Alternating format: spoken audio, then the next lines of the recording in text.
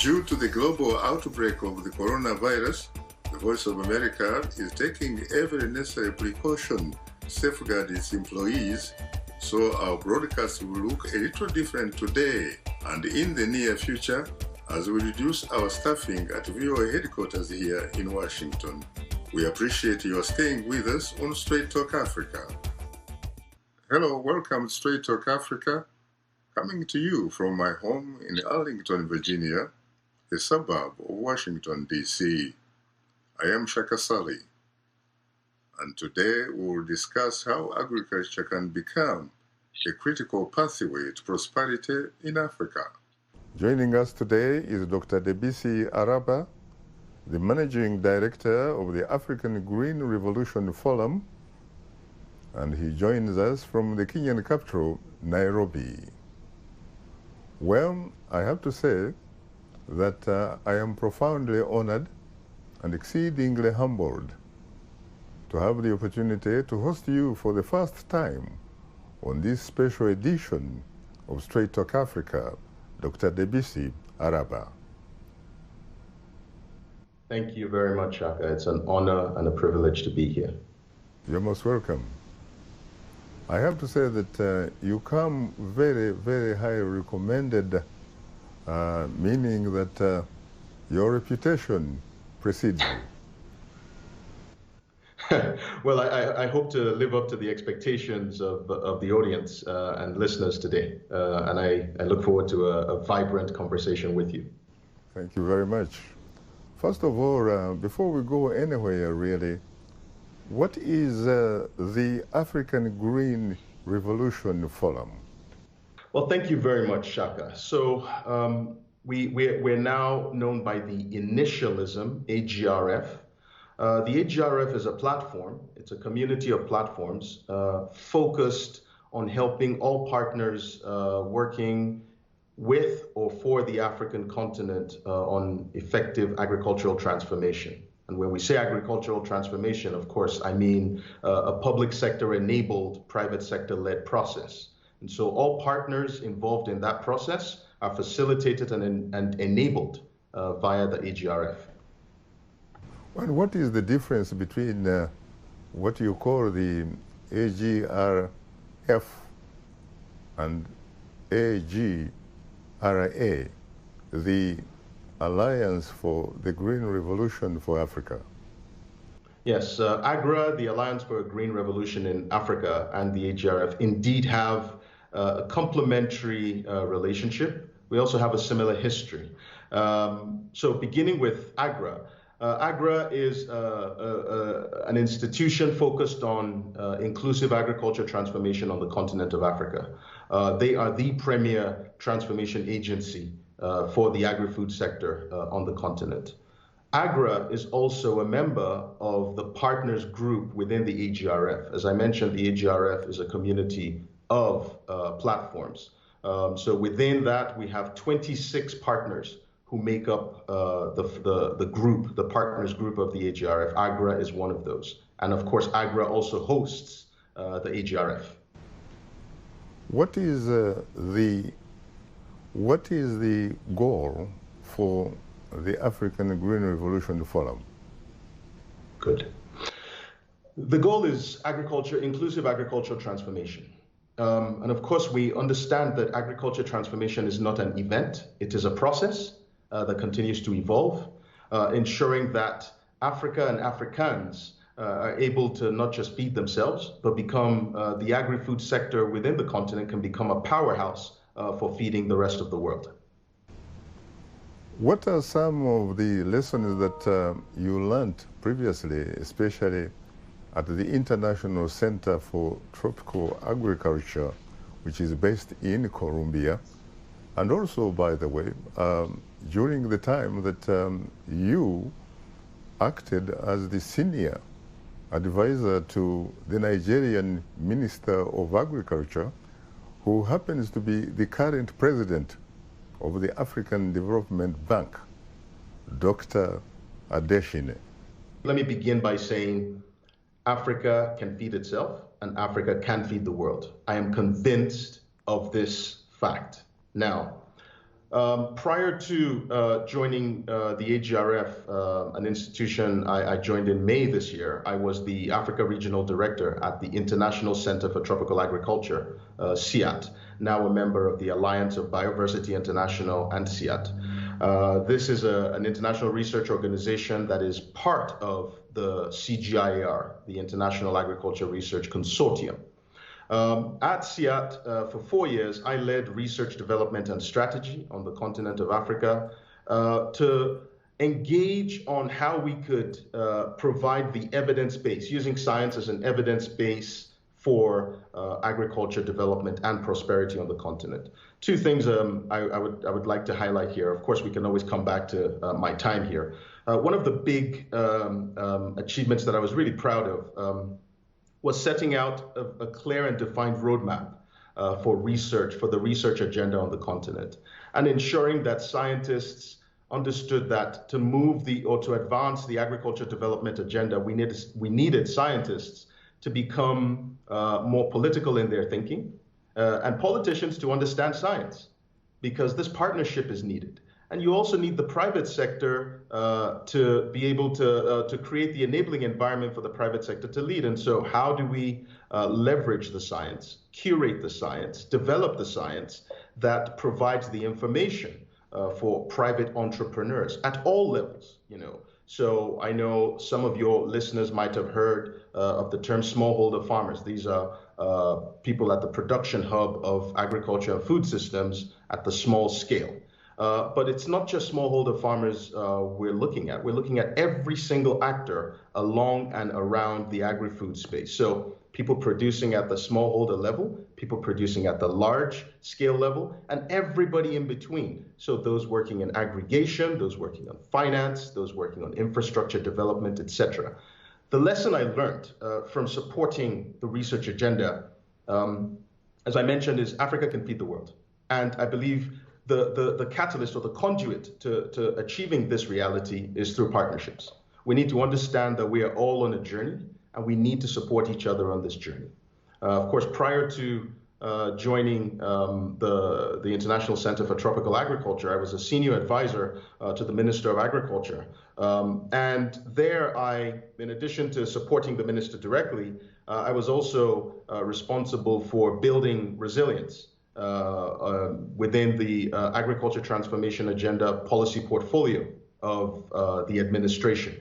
And it was an exciting period, I think, you know, understanding, traveling across the country, Nigeria, and seeing the transformative potential that agriculture, you know, when done right, when you align the policy incentives for the private sector to lead, you have the right evidence base that informs the public policy frameworks. It looks almost magical when things work. And, you know, when you've seen success, you know, I think you never want to go back to mediocrity. And so once you've seen success, you know that this can be scaled and replicated not just across the country, but across the continent. And so I am a firm believer in the potential of agriculture to be a catalytic subsector of the global economy to transform the lives and livelihoods of millions of people.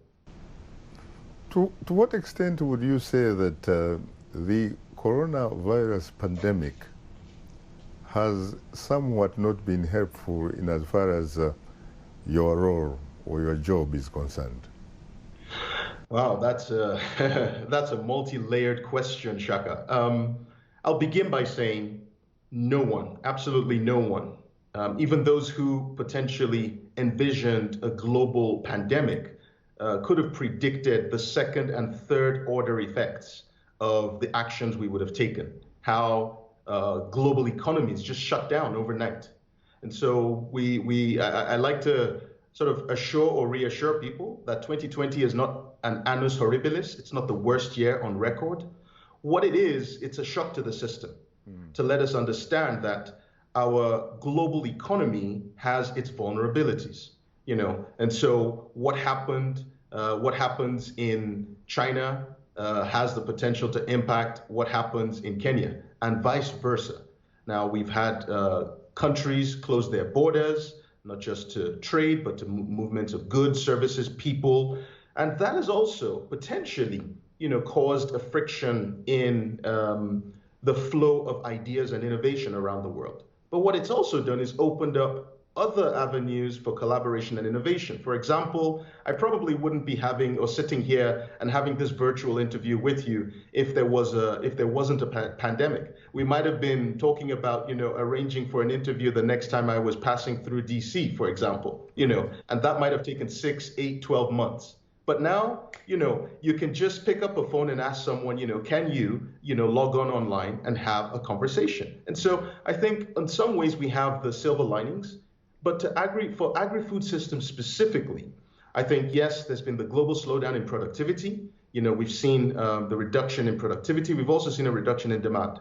And so it's exposed, as I said earlier, certain fragilities and vulnerabilities in the agri-food systems. Of course, the world is far more interconnected and globalized than it was a century ago when we had the last global pandemic.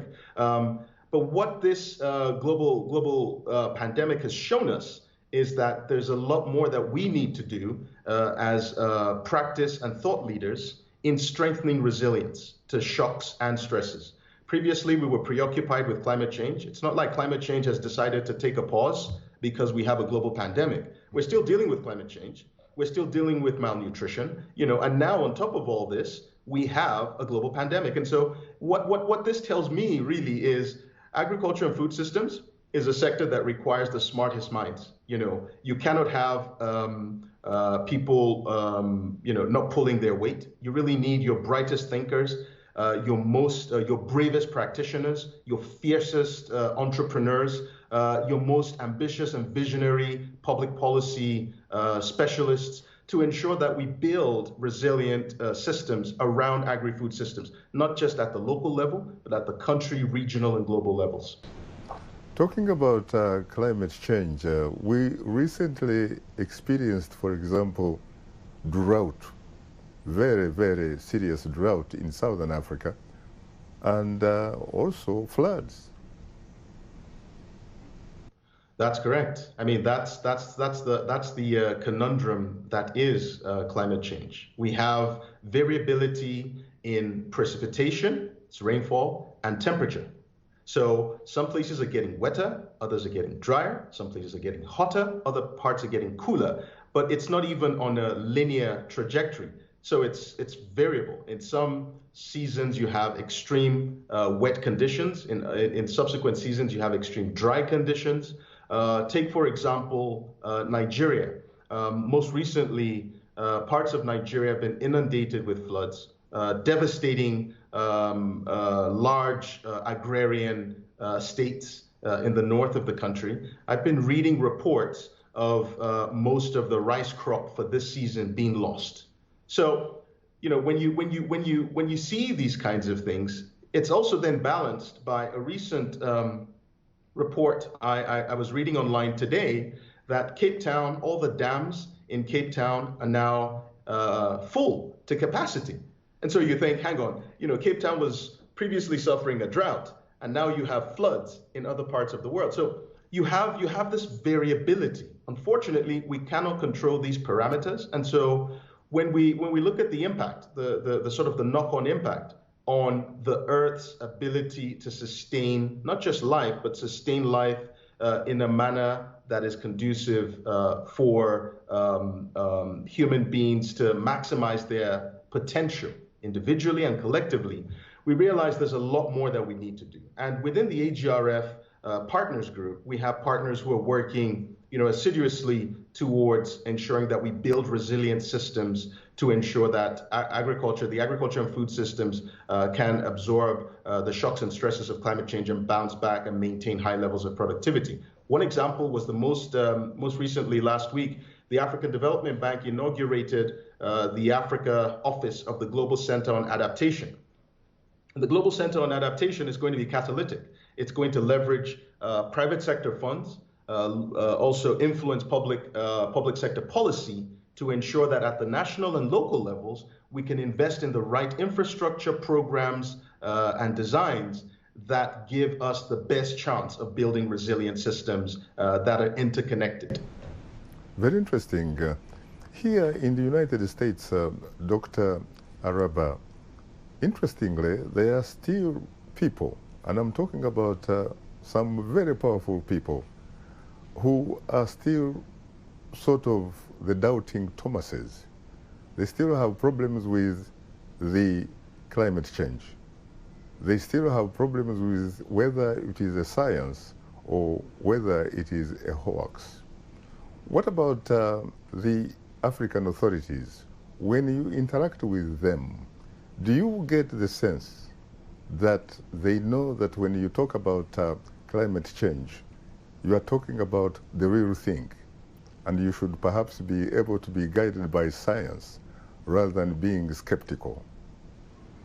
Yes, thank you very much, Shaka. From my personal experience interacting with the leaders in public sector and also private sector, because again, in the global, shall we call it the global ecosystem of the climate change debate, you still have leaders in private sector as well who are skeptics around whether climate change is real.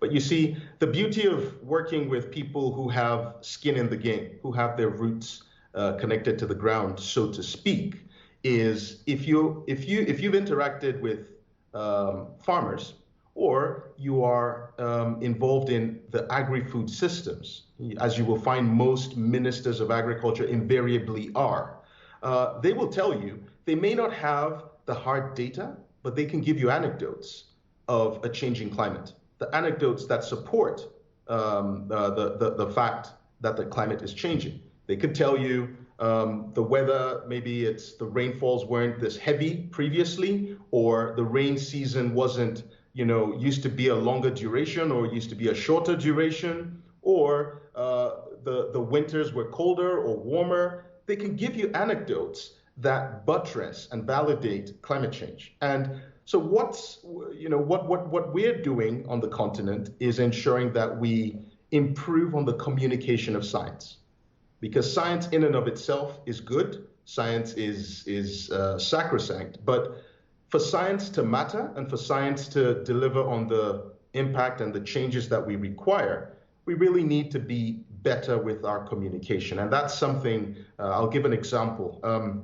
Most recently, a very dear friend of mine, Dr. Bruce Campbell, who leads the CGIAR program on climate change, agriculture, and food security, has been campaigning to improve the communication of science.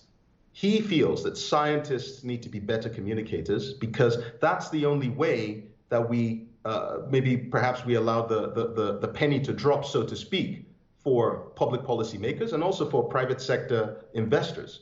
And the reason why it's important, it might be intuitive for why it's important for a government to understand the science of climate change, but why is this important to private sector?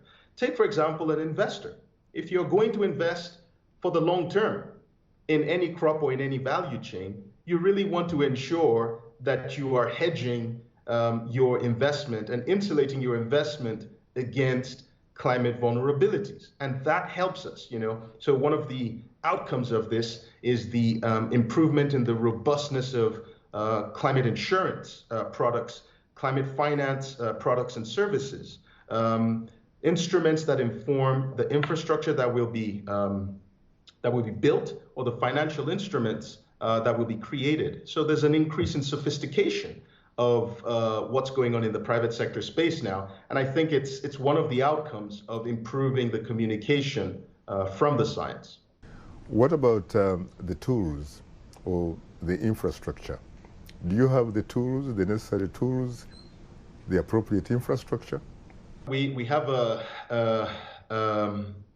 an infrastructure deficit and also a resilience infrastructure deficit, significant one, to the tune of billions of dollars. Now, for us to improve and invest in crowding in more investments, or to crowd in more investments to build resilience, both from public sector and private sector, you really need to up the science and improve the sophistication of the communication of the science. Now, one example of this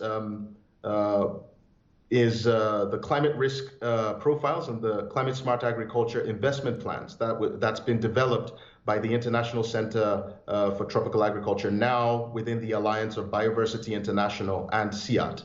Now, what these profiles do is they look at agri-food chains and tell you at different points of the value chain where the vulnerabilities are. They identify the vulnerabilities, they identify the severity of the vulnerabilities, look at the adaptation measures already adopted by various value chain actors, and then advise on where the gaps are and what can be invested to improve resilience.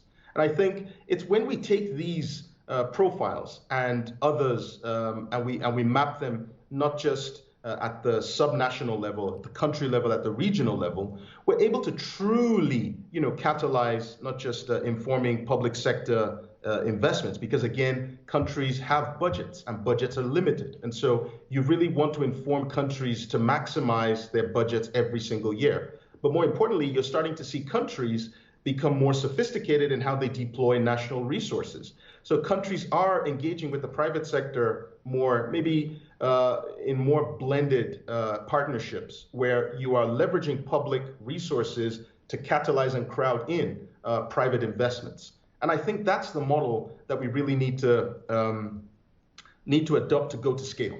There's so much we still need to do. We need to build those roads. We need to build dams. We need to ensure that there is green energy, sustainable energy that is not exacerbating the production of greenhouse gases. We need to ensure that the agri-food systems, the world is going to be about 10 billion people by 2050. We want to ensure that our agri-food systems are able to deliver, safe, healthy, nutritious foods to these people in a way that doesn't exacerbate and accelerate climate change. We talked about climate change and we talked about the effects, for example, of the coronavirus pandemic.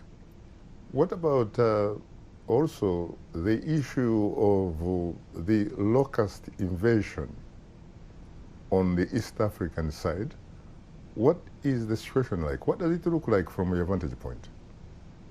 Another of the HRF partners, as I said, we really are the broad-based community of partners. The United Nations Food and Agriculture Organization is leading the charge on this. They have a monitoring center where they monitor the movement of the swarms of these desert locusts through satellite imagery, visual sighting, etc. And they're also deploying sophisticated containment and control measures. There are lots of investments going into pest control measures, understanding the breeding patterns, the swarming patterns of these locusts to see how we can contain them and control them. The locust, as you may be aware, I know some of your viewers might have heard this in the news, are still swarming. It is a challenge, a significant challenge. I think for development and donor partners out there, even private sector partners out there, my call is support the people on the front lines. They need your support right now. If your support is in technical services, financial services, it is needed right now. Thoughts and prayers are good, but money is even better. Now, looking at how we control these swarms, we've also seen institutions step up to the plate, like ICIPE, based in Kenya. And ICIPE is focused on understanding the life cycles of these desert locusts and figuring out bioremediation control measures that control the size and movement of the swarms without creating any secondary negative impact on the environment. Of course, you can spray your pesticides, and with the pesticides, you might have a secondary damage either to crops or to livestock. But what we're trying to do is ensure that we control the desert locusts without that secondary impact on any other sector. What is a CIMI? Are you talking about a respectable research organization? Set up by a Kenyan, Dr. Odhiambo, and the current Director General is Dr. Segenet Kilimu, who is an Ethiopian national, and who is doing amazing work on the control measures, but also leading research on increasing our knowledge of what's really going on. Because the more we understand the breeding cycles, the patterns of these desert locusts, I think we can move from a reactionary measure to a we can be more proactionary rather than reactionary to the swarms of the desert locusts. Now, based on what we have discussed so far, talk to us about the situation regarding food security or food insecurity on the continent from your vantage point. You've possibly heard the saying that we currently produce more than enough food to go around the world. People talk about food loss and food waste as being the limiting factors, the binding constraints, limiting everybody living on the planet, or everyone alive on the planet having adequate food. But the question, Shaka, is not just about how much food we have available, because that's looking at calories, right? So when you eat, you look at the package of your food, you see the calorific content, and you've heard people tell you, oh, go on a low-calorie diet, or you shouldn't be exceeding 2,500 or 2,200 calories for men, 1,500 or 1,800 calories for women. That's the energy content in food. But what we need to focus on is the nutritional content, and you have your macronutrients, your carbohydrates, proteins, fats, minerals, but then you have your micronutrients like zinc, iron, vitamin A. Now, these are trace nutrients that lead to what we call hidden hunger, where people have full stomachs, you can eat and be full, but your body isn't receiving adequate nutrition. Let me give you an analogy. When you plant a crop, and people say, or maybe even better, human beings, when you eat, you expect to get most of your nutrients from the food you consume. But once in a while, you might go to your doctor or medical practitioner, and they will prescribe you pills, vitamin pills, multivitamins or certain vitamins. Why are they prescribing those to you? It's because you are deficient in those vitamins, which are critical for healthy well-being. Now, most of the food we consume is supposed to deliver these nutrition outcomes. But the challenge we've had is there's been a focus in previous decades on ramping up the consumption of calorie-dense foods to the detriment of nutrient-dense foods. And so now we are creating a shift, almost not a complete 180, but a shift to diversify the diets that people consume. We talked earlier about a staple in East Africa, ugali, made from maize meal. And sukuma wiki. That's right. The sukuma is probably more critical, to your nutritional outcome than the ugali. But let's even assume you get your energy from the ugali.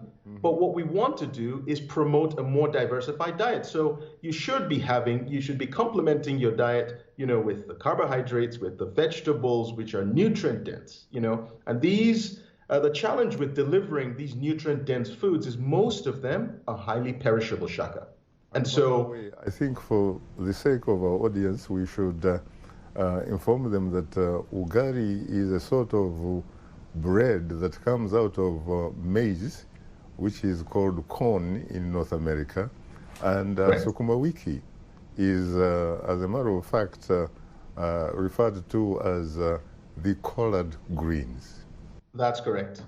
Now, how do we develop systems that ensure that we can move these nutrient-dense foods from farms, from where they're produced, to consumers in a condition that is affordable, accessible, safe, and nutritious? We want to encourage, yes, exactly. And so one of those innovations that I would like to mention and give a shout out to a startup on the continent is Cold Hubs. Cold Hubs is investing in off-grid solar-powered refrigeration systems, where they are supporting fresh wet markets, fresh produce markets, and also farms to ensure that they can invest in affordable energy. And of course, there's in addition to a finance deficit, there's an energy deficit on the continent. We have partners working to ensure that we bridge this gap, and Cold Hubs is one of them with their innovations in off-grid solar-powered refrigeration systems. As I often say, time is not our best ally. We'll go for a break, and when we come back, we shall continue with the discussion. So please, don't go away, because we'll be right back with you.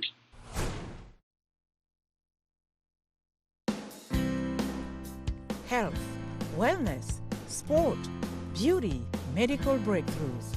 Healthy Living cares about your well-being. What are the main health concerns in Africa and around the world? Find out the latest on coronavirus. Connect with our experts and ask them questions. How long does the virus stay? Join me, Linor Moudou, in Washington, every week on Healthy Living, right here on VOA. Welcome back to Straight Talk Africa, and today we are talking about how agriculture can become a critical pathway to prosperity in Africa.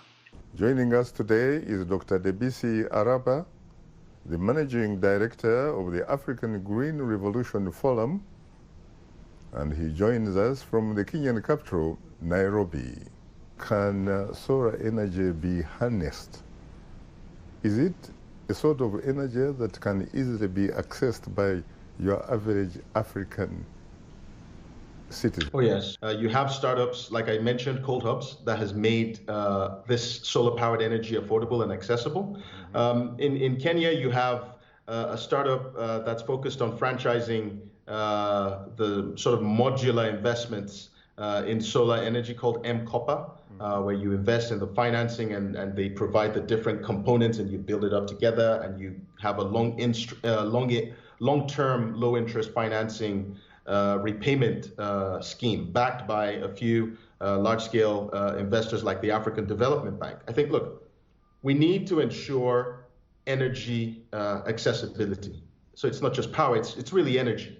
And so there's a vibrant ecosystem, a rich group of technology scientists, engineers, and investors across the continent working on different aspects of bridging this energy gap. Of course, in Morocco, you've seen great investments in the desert solar power investments that the government of Morocco has invested in, the largest of its type in the world. Of course, Africa has that solar potential, especially the equatorial countries, and we're seeing the governments begin to provide the enabling environment for lots of these solar entrepreneurs, coming into the space. In the agri-food space, lots of them working on processing, preservation, irrigation. Now we have solar-powered irrigation systems that are completely off-grid, and so now you don't need to burn fossil fuels to irrigate your farms. And of course, once you can irrigate a farm, you ensure that you decouple your productivity from seasonality of the weather, which is very important. Until 2013, Nigeria cropped rice just once a season. Why? Because they cropped it with the rains. And after Akin Additional, as you mentioned, came in, he brought in a push to have a dual cropping. And there was now dry season farming, where there was heavy investments in irrigation infrastructure for smallholder farmers and large-scale farmers. And so that, of course, doubles the productivity. Now you're cropping you're cropping rice twice in a season. You're increasing the productivity. And in simple economic terms, what you're doing is ultimately leading to a reduction in the price of what's available in the market of domestically produced grain.